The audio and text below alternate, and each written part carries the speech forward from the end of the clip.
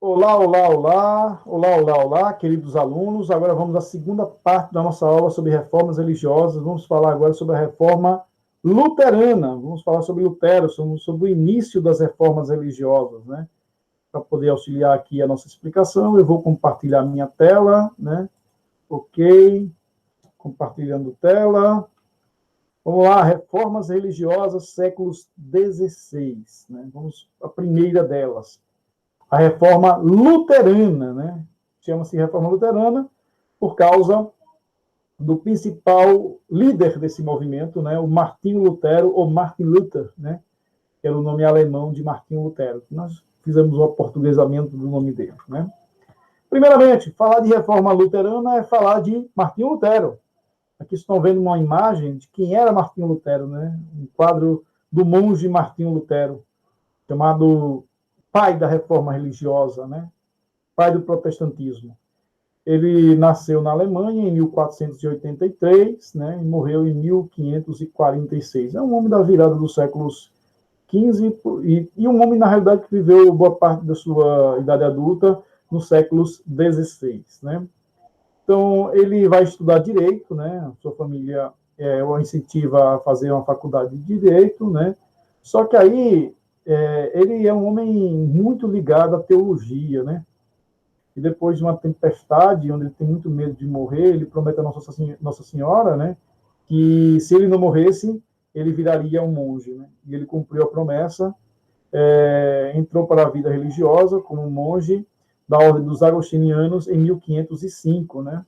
E Lutero se destacava pela inteligência, era um homem que lia bastante, era um homem erudito, muito culto, né? E em 1510 ele vai viajar para Roma, para poder representar a Ordem dos Agostinianos. E no meio do caminho ele vê situações muito graves do desregramento moral da igreja cristã de seu tempo, né? E ele chega muito decepcionado na Alemanha. Ele, ao voltar para a Alemanha, ele vai dizer que o clima da igreja de avareza, de corrupção, principalmente do alto clero, né? Entre 1511 e 1513, Lutero ele busca estudar e dar respostas às questões que o torturava, né, que o judiava, né, sobre a questão da salvação, o que fazer para se salvar, né? Aí ele encontra um dos textos do apóstolo Paulo, né, que fala que a salvação se dá pela fé. E aí é o gatilho que ele precisava para poder desenvolver sua concepção teológica. Ele escreveu muitos livros, né? Vou destacar aqui os mais importantes, os mais destacados. As 95 teses de 1517, onde ele vai defender as suas teses sobre a questão das indulgências, da liberdade cristã, 1520, do cativeiro babilônico da igreja, de 1520, né? Que é considerado a mais importante e mais relevante obra dele, né? E sobre a tradução da Bíblia para o alemão, né? E que ele vai traduzir a Bíblia para o alemão. Dando início, inclusive, à sistematização da língua alemã. Né? Em 1517, vai acontecer um fato que vai marcar profundamente a vida de Martinho Lutero. Nessa época, aí, o Papa Leão X, ele busca reconstruir a Basílica de São Pedro, né, para virar a sede da Igreja Católica Romana.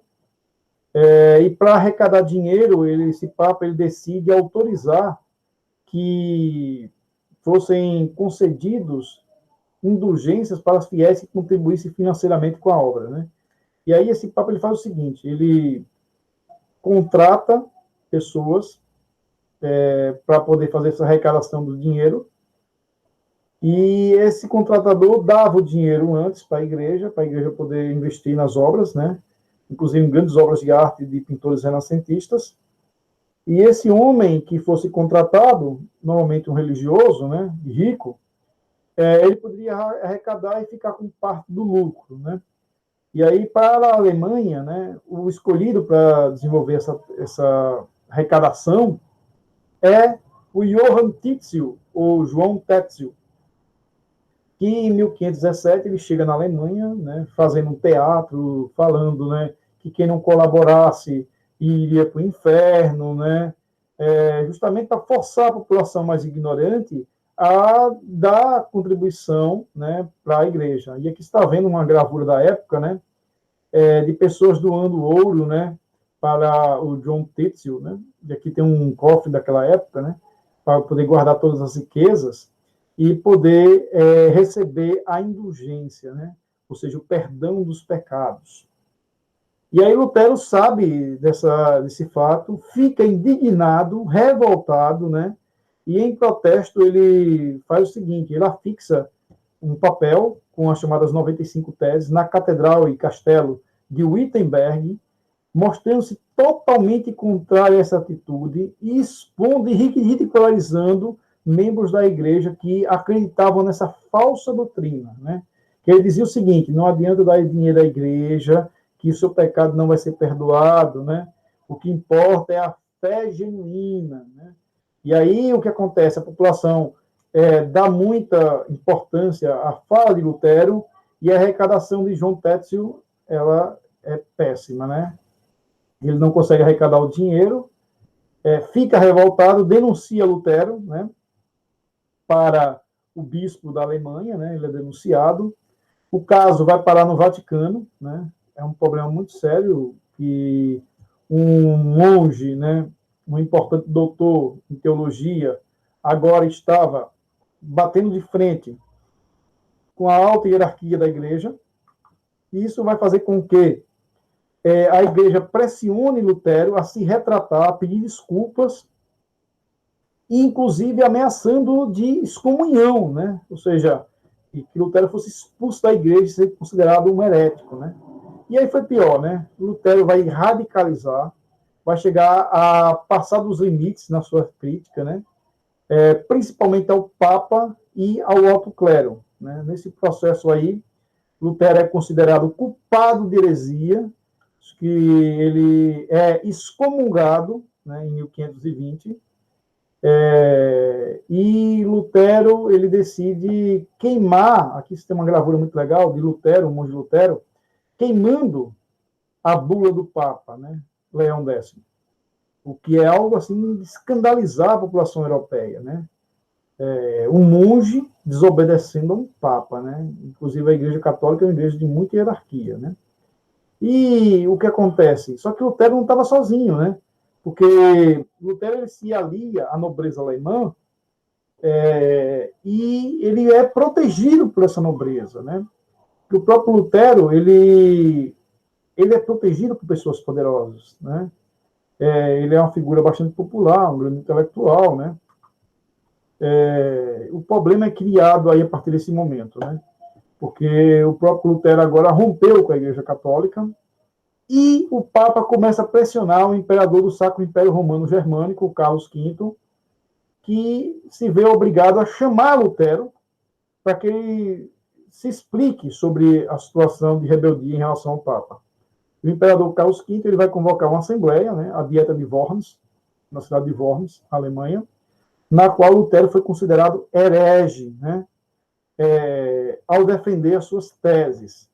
O Carlos V, né, tentou submeter os seguidores de Lutero, que eles voltassem a ser católicos, que não ouvissem Lutero, e esses seguidores de Lutero protestaram. Eram, na realidade, em boa parte da nobreza. Aqui vocês estão vendo, o rei, aqui no mais alto cargo, conversando com Lutero aqui explicando os assuntos, né?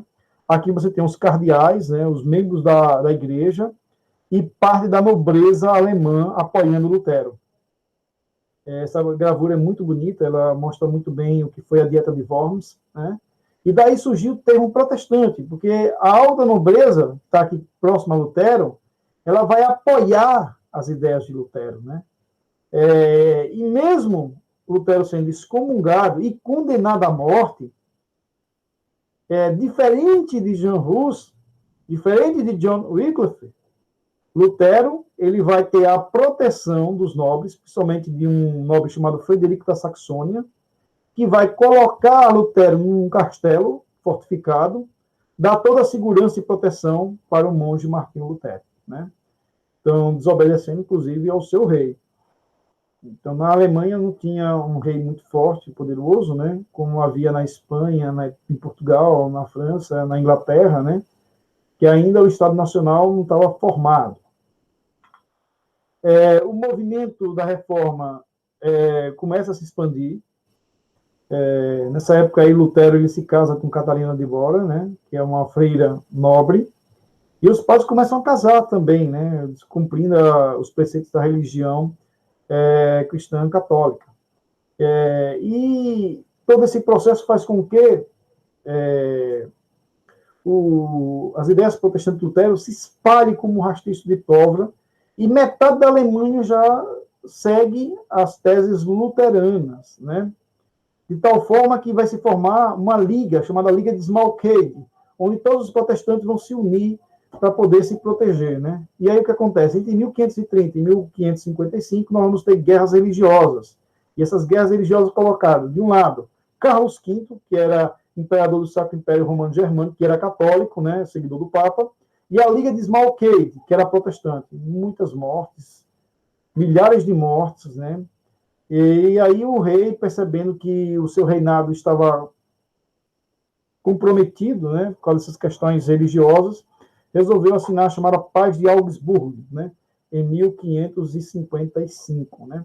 Essa paz dizia o seguinte, que cada população do seu reino deveria seguir a religião que fosse imposta pelo seu governante. Egus regius, egus religio, né? Uma expressão latina que significa a religião do rei é a religião dos súditos, né? Se um rei ou um governante fosse católico, todo mundo tinha que ser católico. Se um rei fosse protestante, todo mundo seria protestante. Isso para poder garantir que Carlos V governasse os territórios protestantes também, né? Então, aqui nós temos uma gravura que mostra a nobreza alemã cobrando do rei Carlos V a assinatura da Paz de Augsburgo, que vai garantir paz na Alemanha, né? Dividida agora pela Igreja Católica, que tinha o apoio do Estado, do rei, e pela nobreza alemã, que estava mais inclinada à religião protestante. Né? Vamos falar sobre os principais princípios e teses do luteranismo, né? Quais são as ideias do Lutero, né? Então, para poder resumir as ideias do Lutero, eu trago aqui 3 expressões latinas, que era a base, o fundamento, né, das ideias protestantes.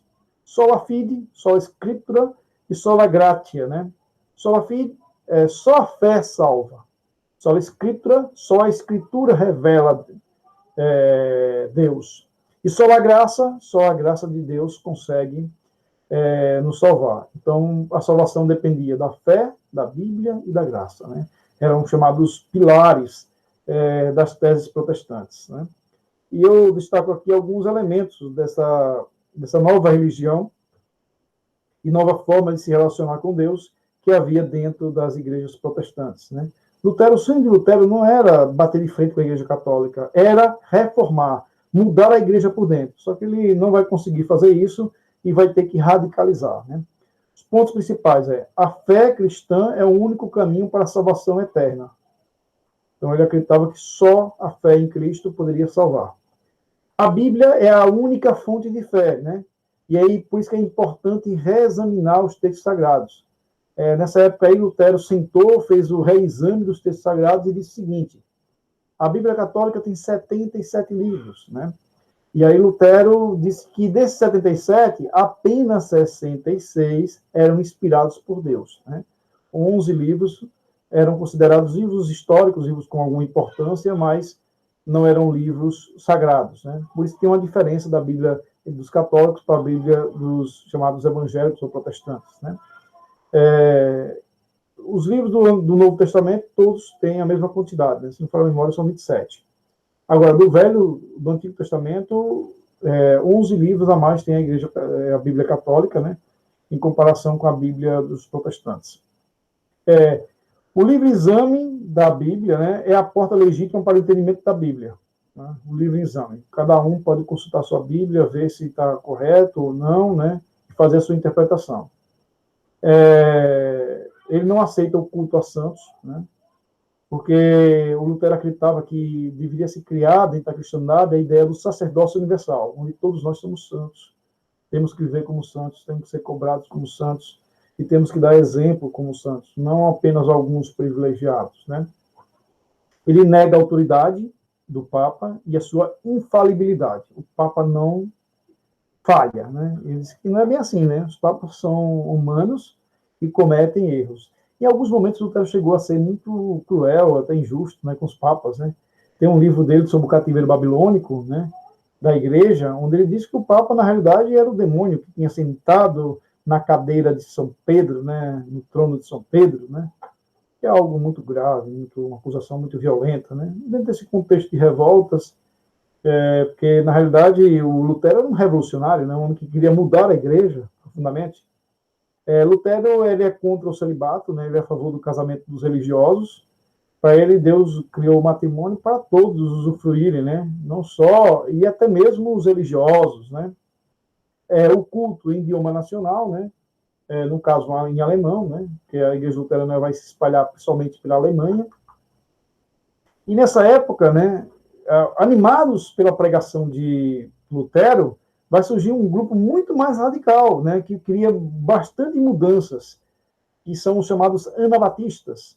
Por volta do ano de 1525, esses homens não aceitaram o conservadorismo de Lutero, que estava do lado da nobreza, e passaram a exigir reformas religiosas, reformas sociais mais radicais.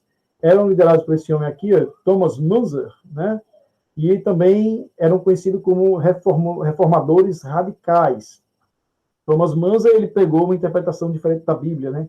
Ele afirmava que o cristianismo era uma doutrina para os humilhados da terra, né? Para os pobres, para os sofredores, né? E criticou a exploração feudal e pegava o chamado anabatismo, né? Ou seja, que o batismo só deveria ser feito em adultos conscientes, não em crianças, como era feito, e que todos os bens deveriam ser distribuídos igualmente de todos, para que nós possamos viver como os discípulos de Jesus no começo do cristianismo, onde ninguém explorava ninguém, né? Então essas pregações aí vão levar a profundas mudanças na estrutura social, né? E na estrutura religiosa. Eles pegavam também o fim da servidão, né? E do dízimo, que vai revoltar muito a Igreja Católica, né? E Lutero também vai rejeitar essas ideias, vai chamar esses anabatistas, que eram, boa parte deles eram camponeses, de cães raivosos, né, que precisavam ser mortos para poder não espalhar o medo, o terror, né, entre a população. Né. E os anabatistas eles foram cruelmente massacrados, né, o movimento foi abafado pelos burgueses com apoio do Lutero, né, e também os católicos não tinham interesse no movimento anabatista. E Thomas Manzer e seus seguidores foram capturados e decapitados, né? Arrancaram a cabeça deles. Aqui tem uma gravura que mostra a violência contra os anabatistas, né? Que tem um tronco, um pau, onde a pessoa era amarrada no seu pescoço, e eles eram massacrados, mortos, né? De forma bem cruel. Aqui uma fogueira aqui embaixo para depois queimar o cadáver, né? Cenas muito violentas, de ódio, de intolerância contra esses homens, que tinham apenas uma pregação religiosa um tanto quanto diferente. Né? Os princípios anabatistas, né? Como eu falei para vocês, eles pegavam a volta ideal da igreja primitiva. Né? Eles defendiam que Estado e igreja se separassem. Né? O batismo só de adultos e por imersão, né? Ou seja, dentro da água, né? Não por aspersão, como é feito na igreja católica. O afastamento do mundo material, que as pessoas vivam uma vida espiritual, uma vida de humildade, com fraternidade e igualdade, né? E, de preferência, pacifistas, né? E eles também pregavam contra a proibição do porte de armas e do serviço militar, né? Lembrando que os reis e os nobres odiavam essa ideia, né? E eles também pregavam a vida comunitária em colônias agrícolas. Vou parar por aqui, para daqui a pouco trabalhar com a reforma calvinista, né? Para aqui. Daqui a pouco eu vou trabalhar com a reforma calvinista e anglicana, né? Dando continuidade ao nosso assunto. Um abraço a todos.